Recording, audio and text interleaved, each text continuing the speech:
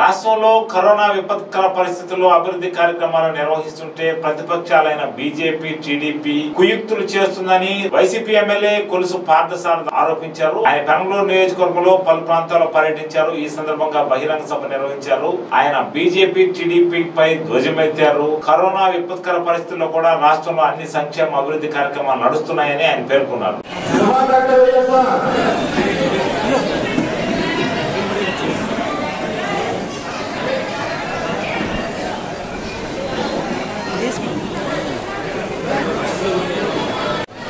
లక్ష్మి గారు, అలాగే కళ్యాణ్ గారు,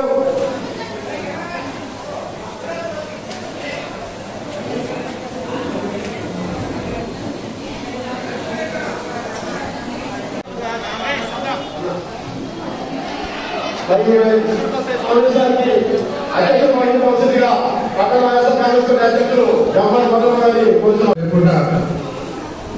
ప్రతిపక్షాలు లేవా ఈ రాష్ట్రంలో అనే భావన కలిగే విధంగా మన రాష్ట్రంలో పరిపాలన సాగుతున్న విషయం మనకు తెలుసు. ఎందుకంటే ప్రతి ఇల్లు కూడా ఆంధ్రప్రదేశ్లో జగన్మోహన్ రెడ్డి పరిపాలనలో ప్రతి ఇల్లు కూడా సంతోషంగా ఉంది. కాబట్టి ప్రతిపక్షాలు ఎక్కడ కూడా మాట్లాడలేకపోతున్నారు. ఈ రోజు కూడా మన ప్రభుత్వాన్ని వేలెత్తి చూపించడానికి ఎటువంటి అవకాశం లేకుండా వాళ్ళు చేస్తున్న క్షుద్ర రాజకీయాన్ని మనందరం కూడా తిప్పుకొట్టాల్సిన అవసరం ఉందని చెప్పేసి ఈ సందర్భంగా వెంటనే తెలియజేస్తాం. ఇంకా అసెంబ్లీ ఎన్నికలకు ఇంకా 2.5 సంవత్సరాలు ఉంది. ఈ 2.5 సంవత్సరాల్లో ఏ విధంగా అయితే మనం ప్రతిపక్షం ఉన్నప్పుడు ఆనాడు ప్రభుత్వం చేస్తున్న ప్రజా వ్యతిరేక పనుల్ని మనం ఎడగట్టామో, ఏ విధంగా అయితే జగన్మోహన్ రెడ్డి గారి నాయకత్వంలో ఇంటింటికి వెళ్లి ఆనాడు ప్రభుత్వం చేస్తున్న అన్యాయాలు కానివ్వండి, ఆ ప్రభుత్వ విధానాల మూలంగా ప్రజలకు జరుగుతున్న నష్టాలు కానివ్వండి, ఏ విధంగా వివరించి చెప్పామో ఈ 2.5 సంవత్సరాలు కూడా మనందరూ కూడా ప్రజల్లోకి వెళ్ళి ఒకటి ప్రతిపక్ష రాజకీయాలను ప్రోత్సహిస్తున్న విషయాన్ని ప్రజల దగ్గరికి తీసుకెళ్లాల్సిన అవసరం ఉంది. 2 మన ప్రభుత్వం చేస్తున్న కార్యక్రమాన్ని అర్హత ఉన్న వాళ్ళకి ఎవరికైనా రాకపోతే వాళ్ళకి ఆ పథకాలు అందించే విధంగా కూడా మనం ప్రయత్నం చేయాల్సిన అవసరం ఉందని చెప్పేసి తెలియజేస్తాం.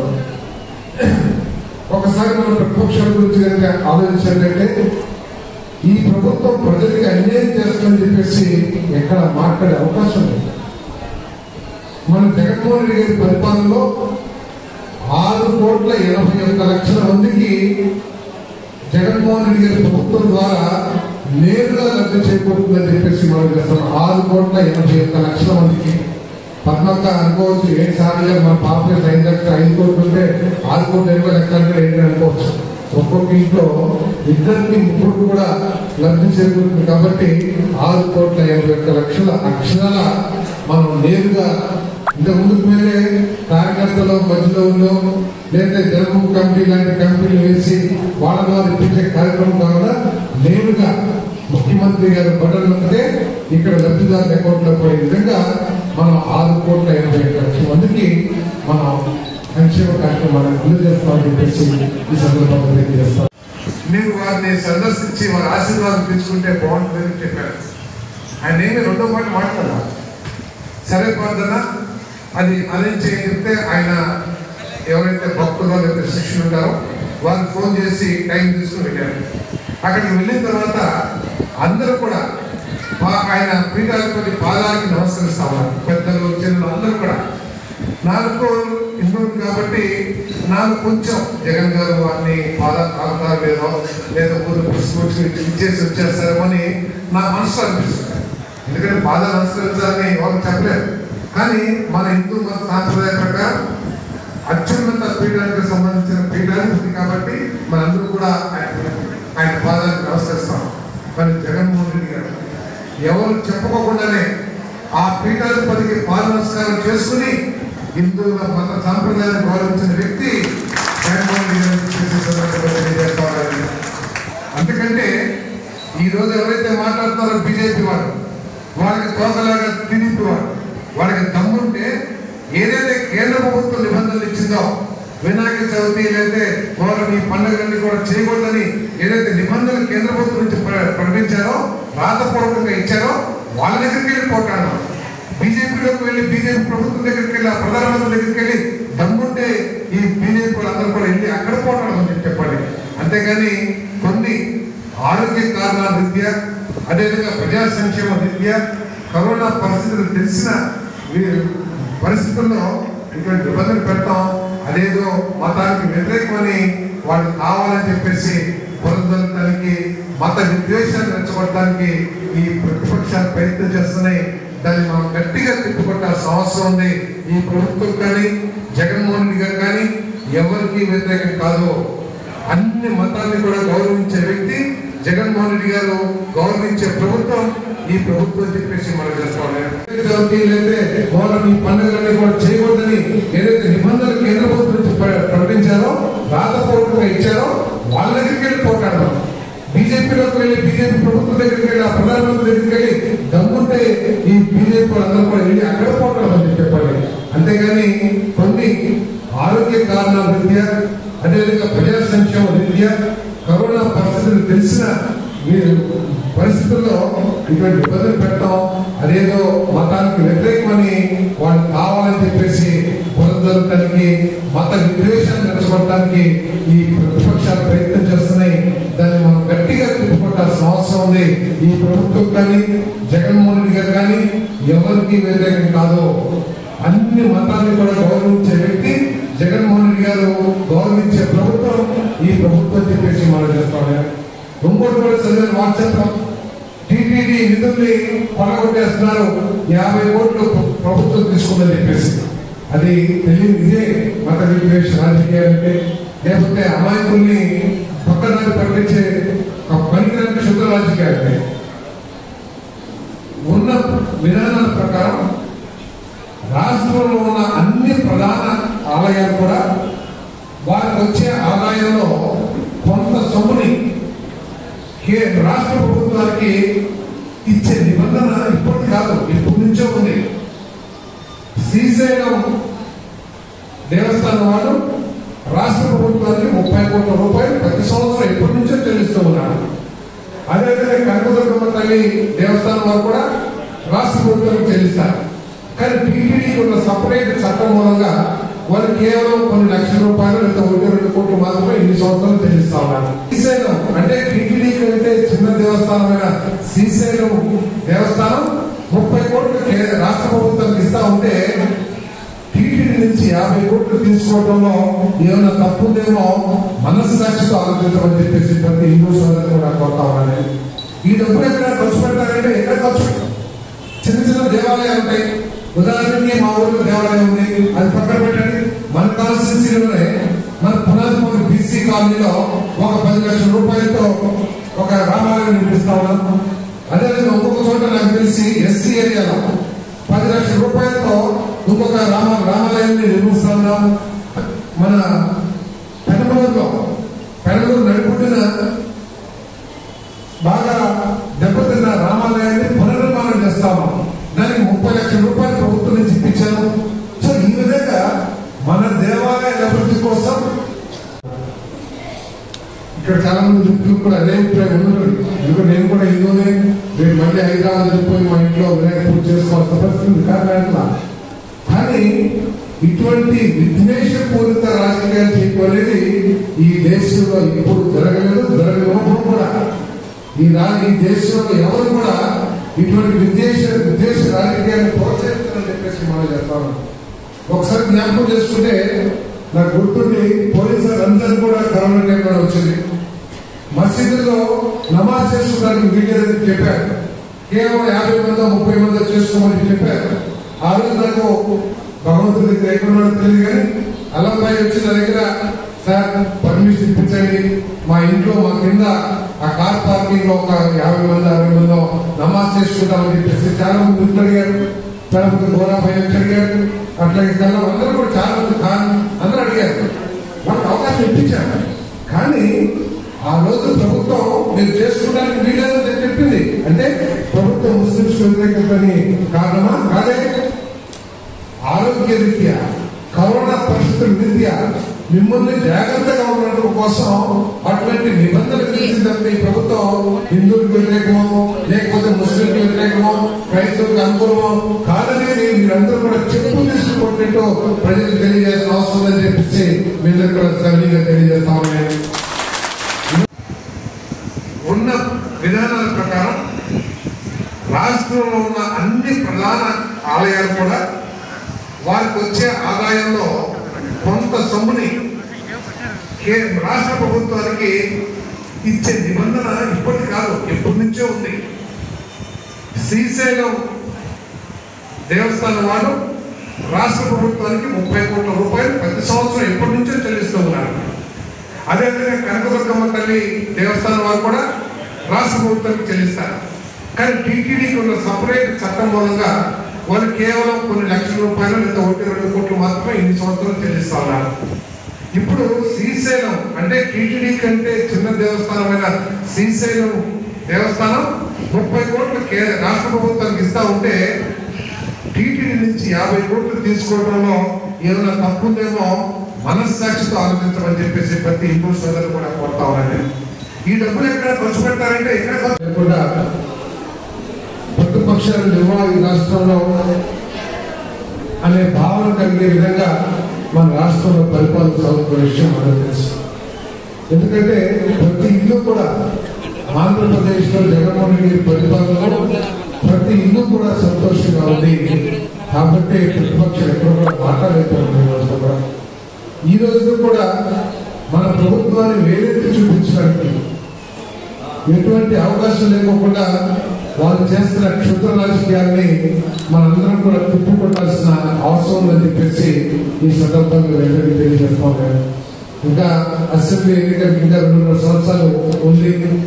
ఈ 2.5 సంవత్సరాల్లో ఏ విధంగా అయితే మనం ప్రతిపక్షంలో ఉన్నప్పుడు ఆనాడు ప్రభుత్వం చేస్తున్న ప్రజా వ్యతిరేక పనుల్ని మనం ఎడగట్టామో, ఏ విధంగా అయితే జగన్మోహన్ రెడ్డి గారి నాయకత్వంలో ఇంటింటికి వెళ్ళి ఆనాడు ప్రభుత్వం చేస్తున్న అన్యాయాలు కానివ్వండి, ఆ ప్రభుత్వ విధానాల మూలంగా ప్రజలకు జరుగుతున్న నష్టాలు కానివ్వండి, ఏ విధంగా వివరించి చెప్పామో ఈ 2.5 సంవత్సరాలు కూడా మనందరూ కూడా ప్రజల్లోకి వెళ్ళి ఒకటి ప్రతిపక్ష రాజకీయాలను ప్రోత్సహిస్తున్న విషయాన్ని ప్రజల దగ్గరికి తీసుకెళ్లాల్సిన అవసరం ఉంది. 2 మన ప్రభుత్వం చేస్తున్న కార్యక్రమాన్ని అర్హత ఉన్న వాళ్ళకి ఎవరికైనా రాకపోతే వాళ్ళకి ఆ పథకాలు అందించే విధంగా కూడా మనం ప్రయత్నం చేయాల్సిన అవసరం ఉందని చెప్పేసి తెలియజేస్తాను. ఒకసారి మన ప్రతిపక్షాల గురించి కనుక ఆలోచించాలంటే ఈ ప్రభుత్వం ప్రజలకి అన్యాయం చేస్తుందని చెప్పేసి ఎక్కడ మాట్లాడే అవకాశం లేదు. మన జగన్మోహన్ రెడ్డి గారి పరిపాలనలో 6,81,00,000 మందికి జగన్మోహన్ రెడ్డి గారి ప్రభుత్వం ద్వారా నేరుగా లబ్ధి చేకూరుతుందని చెప్పేసి మనం చేస్తాం. 6,81,00,000 మందికి పద్మక్క అనుకోవచ్చు, ఏం సార్లు మన పాపులేషన్ 5 కోట్లు ఉంటే 6,20,00,000 అంటే ఏంటి అనుకోవచ్చు. ఒక్కొక్క ఇంట్లో 2-3 కూడా లబ్ధి చేకూరుతుంది. కాబట్టి 6,81,00,000 అక్షరాల మనం నేరుగా ఇంత ముందుకు వెళ్ళే కార్యకర్తలు మధ్యలో ఉందో లేదా జన్మభూమి కమిటీ లాంటి కమిటీలు వేసి వాళ్ళ ద్వారా ఇప్పించే కార్యక్రమం కాకుండా నేరుగా ముఖ్యమంత్రి గారు బటన్ నొక్కితే ఇక్కడ లబ్ధిదారుల అకౌంట్లో పోయే విధంగా మనం 6,81,00,000 మందికి మనం సంక్షేమ కార్యక్రమాలను అమలు చేస్తామని చెప్పేసి ఈ సందర్భంగా తెలియజేస్తాం. గౌరవిస్తూ అనేక పూజలు నిర్వహించారు. అనేక చోట్ల మన కృష్ణ పుష్పాలు వస్తే ఆయన కూడా వచ్చి దాంట్లో హిందూ విధానాల్లో భాగంగా పుణ్యస్నానం ఆచరించాడు. నేను ఈ విషయంలో ఒక్కోటి కూడా నేను చెప్పదలుచున్నాను. నేను ఆ రోజు కంచి పీఠాధిపతి 100 సంవత్సరాల వయసున్న పీఠాధిపతి పూజనీయులు గౌరవనీయులు పీఠాధిపతి వచ్చి మన వెంకటేశ్వర స్వామి లబ్బిపేట గుడి ఎదురుకుండా ఒక దేవాలయానికి సంబంధించిన గెస్ట్ హౌస్ ఉంటే దాంట్లో బస చేస్తే అందరు నాయకులు కూడా వచ్చి వాటిని దర్శించుకుని వెళ్తా ఉన్నారు. నేను కూడా సార్ అడిగాను, కాదనేది మీరందరూ కూడా చెప్పుకుంటూ ప్రజలకు తెలియజేయాల్సిన అవసరం ఉందని చెప్పేసి మీరందరూ కూడా సవినీయంగా తెలియజేస్తా ఉన్నాను. ఈరోజు అదేవిధంగా జగన్మోహన్ రెడ్డి గారు ఆయన జన్మతా క్రిస్టియన్ అయినా కూడా హిందూ మత సాంప్రదాయాన్ని గౌరవిస్తూ అనేక పూజలు నిర్వహించారు. అనేక చోట్ల మన కృష్ణ పుష్పాలు వస్తే ఆయన కూడా వచ్చి దాంట్లో హిందూ విధానాల్లో భాగంగా పుణ్యస్నానం ఆచరించాడు. నేను ఈ విషయంలో ఒక్కొక్కటి కూడా నేను చెప్పదలుచున్నాను. నేను ఆ రోజు కంచి పీఠాధిపతి 100 సంవత్సరాల వయసున్న పీఠాధిపతి పూజనీయులు గౌరవనీయులు పీఠాధిపతి వచ్చి మన వెంకటేశ్వర స్వామి లబ్బిపేట గుడి ఎదురుకుండా ఒక దేవాలయానికి సంబంధించిన గెస్ట్ హౌస్ ఉంటే దాంట్లో బస చేస్తే అందరు నాయకులు కూడా వచ్చి వాటిని దర్శించుకుని వెళ్తా ఉన్నారు. నేను కూడా సార్ అడిగాను. ఇక్కడ చాలా మంది వ్యక్తులు కూడా అదే అభిప్రాయం ఉన్నారు. ఎందుకంటే నేను కూడా ఇందులోనే రేపు మళ్ళీ హైదరాబాద్ వెళ్ళిపోయి మా ఇంట్లో వినాయక పూజ చేసుకోవాల్సిన పరిస్థితి కారణంగా. కానీ ఇటువంటి విద్వేషపూరిత రాజకీయాలు చేయడం అనేది ఈ దేశంలో ఇప్పుడు జరగలేదు కూడా. ఈ దేశంలో ఎవరు కూడా ఇటువంటి విద్వేష రాజకీయాన్ని ప్రోత్సహించాలని చెప్పేసి మనం చేస్తాను. ఒకసారి జ్ఞాపకం చేసుకుంటే నాకు గుర్తుండి పోలీసులు రంజాన్ కూడా కరోనా టైంలో వచ్చింది. మసీదులో నమాజ్ చేసుకోవడానికి వీళ్ళని చెప్పారు. కేవలం 50 మందో 30 మందో చేసుకోమని చెప్పారు. ఆ రోజు నాకు భగవంతుడి దగ్గర ఎక్కడున్నాడో తెలియదు కానీ అల్లంబాయి వచ్చి నా దగ్గర సార్ పర్మిషన్ ఇప్పించండి, మా ఇంట్లో మా కింద ఆ కార్ పార్కింగ్ లో ఒక 50 మంది 60 మందో నమాజ్ చేసుకుంటామని చెప్పేసి చాలా మంది ఇంట్లో అడిగారు. చాలా మంది గోరాబాయి వచ్చి అడిగారు. అట్లాగే కల్లా అందరూ కూడా చాలా మంది అందరూ అడిగారు. వాళ్ళకి అవకాశం ఇప్పించారు. కానీ ఆ రోజు ప్రభుత్వం మీరు చేసుకోవడానికి వీలేదని చెప్పింది. అంటే ప్రభుత్వం ముస్లింస్ వ్యతిరేకతని కారణమా? కాదే. ఆరోగ్య రీత్యా కరోనా పరిస్థితుల రీత్యా మిమ్మల్ని జాగ్రత్తగా ఉండడం కోసం అటువంటి నిబంధనలు విధించిందంటే ఈ ప్రభుత్వం హిందువులకు వ్యతిరేకమో లేకపోతే ముస్లింలకు వ్యతిరేకమో క్రైస్తవులకు అనుకూలమో కాదని మీరందరూ కూడా చెప్పు తీసుకుంటూ ప్రజలకు తెలియజేసిన అవసరం ఉందని చెప్పేసి మీరందరూ కూడా సరిగా తెలియజేస్తామని ఉన్న విధానాల ప్రకారం రాష్ట్రంలో ఉన్న అన్ని ప్రధాన ఆలయాలు కూడా వారికి వచ్చే ఆదాయంలో కొంత సొమ్ముని రాష్ట్ర ప్రభుత్వానికి ఇచ్చే నిబంధన ఇప్పటి కాదు, ఎప్పటి నుంచో ఉంది. శ్రీశైలం దేవస్థానం వారు రాష్ట్ర ప్రభుత్వానికి 30 కోట్ల రూపాయలు ప్రతి సంవత్సరం ఎప్పటి నుంచో చెల్లిస్తూ ఉన్నారు. అదేవిధంగా కనకదుర్గమ్మ తల్లి దేవస్థానం వారు కూడా రాష్ట్ర ప్రభుత్వానికి చెల్లిస్తారు. కానీ టీటీడీకి ఉన్న సపరేట్ చట్టం మూలంగా వాళ్ళు కేవలం కొన్ని లక్షల రూపాయలు లేదా 1-2 కోట్లు మాత్రమే ఇన్ని సంవత్సరాలు చెల్లిస్తా ఉన్నారు. ఇప్పుడు శ్రీశైలం అంటే టీటీడీ కంటే చిన్న దేవస్థానమైన శ్రీశైలం దేవస్థానం 30 కోట్లు రాష్ట్ర ప్రభుత్వానికి ఇస్తా ఉంటే టీటీడీ నుంచి 50 కోట్లు తీసుకోవడంలో ఏమైనా తప్పుందేమో మనస్సాక్షితో ఆలోచించమని చెప్పేసి ప్రతి హిందూ సోదరులు కూడా కోరుతా ఉన్నాను. ఈ డబ్బులు ఎక్కడ ఖర్చు పెడతారంటే ఎక్కడ మీరు వారిని సందర్శించి వారి ఆశీర్వాదం తీసుకుంటే బాగుంటుందని చెప్పారు. ఆయన ఏమి రెండో మాట మాట్లాడారు. సరే ప్రార్థన అది చెప్తే ఆయన ఎవరైతే భక్తులు లేదా శిష్యులు ఉంటారో వాళ్ళు ఫోన్ చేసి టైం తీసుకుని వెళ్ళారు. అక్కడికి వెళ్ళిన తర్వాత అందరూ కూడా ఆయన పీఠాధిపతి పాదానికి నమస్కరిస్తా ఉన్నారు. పెద్దలు చిన్నలు అందరూ కూడా. నాకు హిందువులు కాబట్టి నాకు కొంచెం జగన్ గారు వారిని పాదాలు తాగుతారు లేదా ఊరు పుష్పొచ్చి ఇచ్చేసి వచ్చేస్తారేమో అని నా మనసు అనిపిస్తుంది. ఎందుకంటే పాదాలు నమస్కరించాలని ఎవరు చెప్పలేరు. కానీ మన హిందూ మత సాంప్రదాయ ప్రకారం అత్యున్నత పీఠానికి సంబంధించిన పీఠాధిపతి కాబట్టి మనందరూ కూడా ఆయన పాదాలకు నమస్కరిస్తాం. కానీ జగన్మోహన్ రెడ్డి గారు ఎవరు చెప్పుకోకుండానే ఆ పీఠాధిపతికి పాద నమస్కారం చేసుకుని హిందువుల మత సాంప్రదాయాన్ని గౌరవించిన వ్యక్తి జగన్మోహన్ రెడ్డి గారు. అందుకంటే ఈరోజు ఎవరైతే మాట్లాడుతారో బీజేపీ వాడు, వాళ్ళకి తోకలాగా టీడీపీ వాడు, వాళ్ళకి దమ్ముంటే ఏదైతే కేంద్ర ప్రభుత్వం నిబంధనలు ఇచ్చిందో వినాయక చవితి లేదా గౌరవ ఈ పండుగలన్నీ కూడా చేయకూడదని ఏదైతే నిబంధనలు కేంద్ర ప్రభుత్వం నుంచి ప్రకటించారో రాతపూర్వకంగా ఇచ్చారో వాళ్ళ దగ్గరికి వెళ్ళి పోటాడు. బీజేపీలోకి వెళ్ళి బీజేపీ ప్రభుత్వం దగ్గరికి వెళ్ళి ఆ ప్రధానమంత్రి దగ్గరికి వెళ్ళి దమ్ముంటే ఈ బీజేపీ వాళ్ళందరూ కూడా వెళ్ళి అక్కడ పోటాడమని చెప్పండి. అంతేగాని కొన్ని ఆరోగ్య కారణాల రీత్యా అదేవిధంగా ప్రజా సంక్షేమ రీత్యా కరోనా పరిస్థితులు తెలిసిన పరిస్థితుల్లో ఇటువంటి నిబంధనలు పెడతాం అదేదో మతానికి వ్యతిరేకమని వాళ్ళు కావాలని చెప్పేసి పునరుద్ధరించడానికి మత విద్వేషాన్ని రెచ్చగొట్టడానికి ఈ ప్రతిపక్షాలు ప్రయత్నం చేస్తున్నాయి. దాన్ని మనం గట్టిగా తిప్పుకొట్టాల్సిన అవసరం ఉంది. ఈ ప్రభుత్వం కానీ జగన్మోహన్ రెడ్డి గారు కానీ ఎవరికి వ్యతిరేకం కాదు.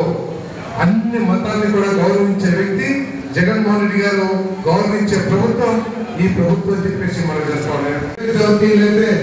ఈ పండుగలన్నీ కూడా చేయకూడదని ఏదైతే నిబంధనలు కేంద్ర ప్రభుత్వం నుంచి ప్రకటించారో, రాతపూర్వకంగా ఇచ్చారో వాళ్ళ దగ్గరికి వెళ్ళి పోరాడదాం. బీజేపీలోకి వెళ్ళి బీజేపీ ప్రభుత్వం దగ్గరికి వెళ్ళి ఆ ప్రధానమంత్రి దగ్గరికి వెళ్ళి దమ్ముంటే ఈ బీజేపీ వాళ్ళందరూ కూడా వెళ్ళి అక్కడ పోరాడమని చెప్పండి. అంతేగాని కొన్ని ఆరోగ్య కారణాల రీత్యా, అదేవిధంగా ప్రజా సంక్షేమ రీత్యా, కరోనా పరిస్థితులు తెలిసిన పరిస్థితుల్లో ఇటువంటి ఇబ్బందులు పెట్టడం అదేదో మతానికి వ్యతిరేకమని వాళ్ళు కావాలని చెప్పేసి పునరుద్ధరించడానికి, మత విద్వేషాన్ని రెచ్చగొట్టడానికి ఈ ప్రతిపక్షాలు ప్రయత్నం చేస్తున్నాయి. దాన్ని మనం గట్టిగా తిప్పుకొట్టాల్సిన అవసరం ఉంది. ఈ ప్రభుత్వం కానీ జగన్మోహన్ రెడ్డి గారు కానీ ఎవరికి వ్యతిరేకం కాదు. అన్ని మతాన్ని కూడా గౌరవించే వ్యక్తి జగన్మోహన్ రెడ్డి గారు, గౌరవించే ప్రభుత్వం ఈ ప్రభుత్వం చెప్పేసి మనం చేస్తాం. ఇంకోటి కూడా చదివిన వాట్సాప్ టీటీడీ నిధుల్ని కొనగొట్టేస్తున్నారు, 50 కోట్లు ప్రభుత్వం తీసుకుందని చెప్పేసి. అది తెలియదు. ఇదే మత విద్వేష రాజకీయాలంటే, లేకపోతే అమాయకుల్ని పక్కదాన్ని పట్టించే పనికిరాని శుద్ధ రాజకీయాలంటే. ఉన్న విధానాల ప్రకారం రాష్ట్రంలో ఉన్న అన్ని ప్రధాన ఆలయాలు కూడా వారికి వచ్చే ఆదాయంలో కొంత సొమ్ముని రాష్ట్ర ప్రభుత్వానికి ఇచ్చే నిబంధన ఇప్పటి కాదు, ఇప్పటి నుంచో ఉంది. శ్రీశైలం దేవస్థానం వాళ్ళు రాష్ట్ర ప్రభుత్వానికి 30 కోట్ల రూపాయలు ప్రతి సంవత్సరం ఇప్పటి నుంచో చెల్లిస్తూ ఉన్నారు. అదేవిధంగా కనకదుర్గమ్మ తల్లి దేవస్థానం వారు కూడా రాష్ట్ర ప్రభుత్వానికి చెల్లిస్తారు. కానీ టీటీడీకి ఉన్న సపరేట్ చట్టం మూలంగా వాళ్ళు కేవలం కొన్ని లక్షల రూపాయలు లేదా 1-2 కోట్లు మాత్రమే ఇన్ని సంవత్సరాలు చెల్లిస్తా ఉన్నారు. శ్రీశైలం అంటే టీటీడీకి అయితే చిన్న దేవస్థానమైన శ్రీశైలం దేవస్థానం 30 కోట్లు రాష్ట్ర ప్రభుత్వానికి ఇస్తా ఉంటే, టీటీడీ నుంచి 50 కోట్లు తీసుకోవడంలో ఏమైనా తప్పుందేమో మనస్సాక్షితో ఆలోచించమని చెప్పేసి ప్రతి హిందూ సోదరులు కూడా కోరుతా ఉన్నాను. ఈ డబ్బులు ఎక్కడ ఖర్చు పెడతారంటే ఎక్కడ ఖర్చు పెడతాం? చిన్న చిన్న దేవాలయాలు ఉంటాయి. ఉదాహరణకి మా ఊరిలో దేవాలయం ఉంది, అది పక్కన పెట్టండి. మన కాన్స్టిట్యూన్సీలోనే మన పునాదిపూర్ బీసీ కాలనీలో ఒక 10 లక్షల రూపాయలతో ఒక రామాలయం నిర్మిస్తా ఉన్నాం. అదేవిధంగా ఇంకొక చోట నాకు తెలిసి ఎస్సీ ఏరియాలో 10 లక్షల రూపాయలతో ఇంకొక రామాలయాన్ని నిర్మిస్తా ఉన్నాం. మన పెనమలూరు నడిపుడిన బాగా దెబ్బతిన్న రామాలయాన్ని పునర్నిర్మాణం చేస్తాము. దానికి 30 లక్షల రూపాయలు ప్రభుత్వం నుంచి ఇప్పించాను. సో ఈ విధంగా మన దేవాలయాల అభివృద్ధి కోసం